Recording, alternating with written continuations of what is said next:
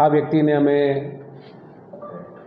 Two wheeler Activa સાથે અમે પકડ્યો અને એની પાસે જરૂરી પુરાવા માગતા એની પાસે કોઈ પુરાવા નહોતા અને ભરૂચ પાસિંગની એક્ટિવા હતી. એની પાસે બીજી ઝડપી દરમિયાન 7 એક્ટિવાની ડુપ્લિકેટ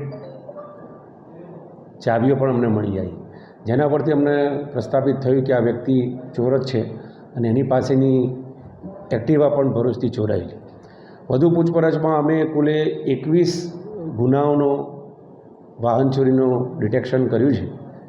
એ એક્ટિવા જ ચોરી કરતો હતો અને આ વ્યક્તિનું નામ મુનાવર હુસૈન શેખ છે કે જે અમદાવાદ જમાલપુરનો રહેવાસી છે. એની ઉંમર પણ 63 વર્ષની છે અને 6 મહિના પહેલાં જ જેલમાંથી છૂટ્યો હોવાનું પણ પ્રાથમિક માહિતી મળી છે. આ 21 વાહનો પૈકી વડોદરા શહેરના 9 છે. એ સિવાય બાકીના મહેસાણા, પાટણ, સુરેન્દ્રનગર, અમદાવાદ શહેર, અમદાવાદ રૂરલ અને આણંદ જિલ્લાના છે.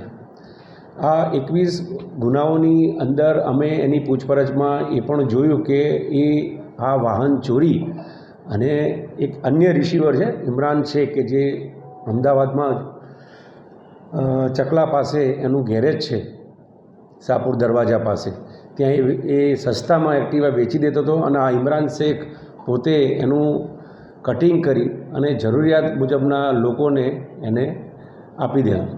આ બંને વ્યક્તિઓની ડીસીબી ક્રાઇમ બ્રાન્ચ વડોદરા શહેરે ધરપકડ કરી છે.